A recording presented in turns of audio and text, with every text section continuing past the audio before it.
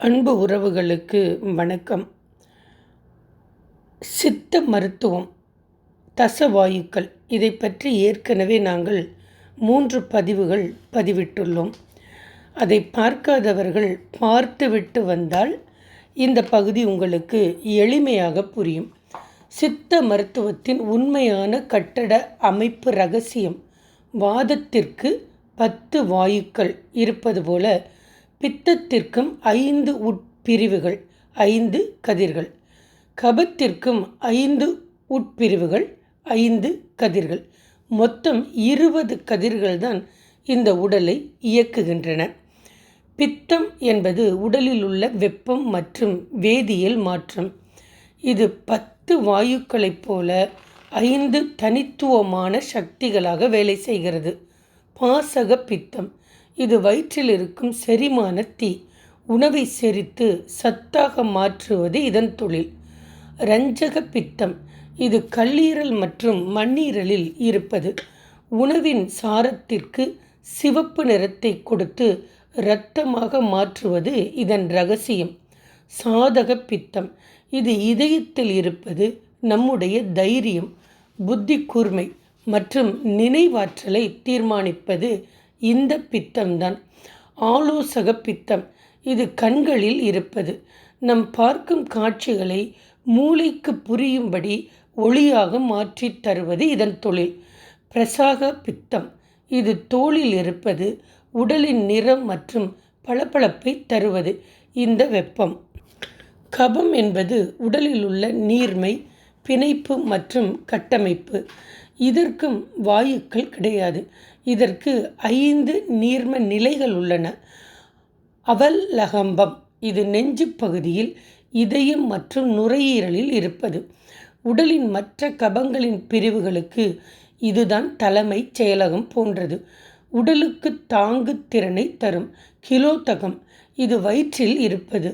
பாசக பித்தத்தின் நெருப்பு வயிற்றை எரித்து விடாமல் பாதுகாக்க வயிற்றில் சுரக்கும் ஈரப்பதம்.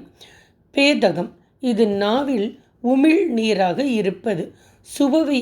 சுவையை நமக்கு தெரியப்படுத்துவது இதன் தொழில். தற்பகம், இது மூளையிலும் கண்களிலும் இருப்பது. நரம்புகளுக்கு குளிர்ச்சியும் மூளைக்கு அமைதியையும் தருவது இந்த நீர்மம். சிலேடகம், இது உடலின் அனைத்து மூட்டுகளிலும் இருப்பது. எலும்புகள் ஒன்றோடொன்று உறையாமல் இருக்க உதவும் கிரீஸ் போன்ற வழுவழுப்பு தன்மை. உண்மை ரகசியம் இதுதான். வாதத்தின் 10 வாயுக்கள் இயக்க சக்தி. இந்த 5 பித்த நெருப்புகளையும் 5 கப நீர்மங்களையும் உடலுக்குள் ஓயாமல் வேலை வாங்கி கொண்டிருக்கிறது இந்த பிரபஞ்சத்தின் கதிர்வீச்சு. குணங்களும் சுவைகளும் எப்படி இந்த வாத பித்த கபங்களை உருவாக்குகிறது அல்லது மாற்றுகிறது. உணவு, உடலுக்குள் நீங்கள் காரமான புளிப்பான உணவை அதிகமாக சாப்பிடும்போது உடலில் உள்ள நெருப்பு பூதம் அதிகமாகிறது.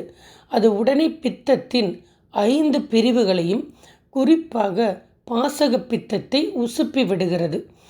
உடல் மனதிற்குள், பித்தம் உடலில் அதிகரிக்கும் போது இது மனதில் ரஜோகுணத்தை, ஆவேசம், கோபம் ஏற்றிவிடுகிறது.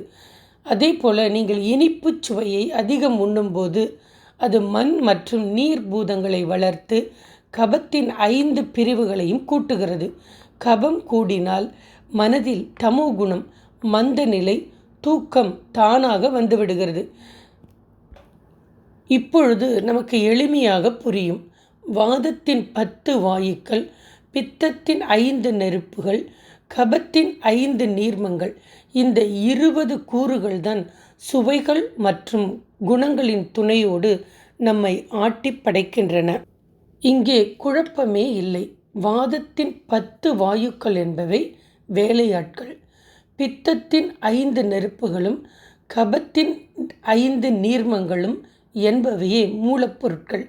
இந்த 20 பிரிவுகளும் எப்படி ஒன்றுக்கொன்று பங்கிட்டு கைகோர்த்து நம் உடலில் ஒரு தொழிற்சாலை போல வேலை செய்கிறது என்பதை நாம் அடுத்த பகுதியில் இன்னும் மிக தெளிவாக பார்த்துவிடலாம்.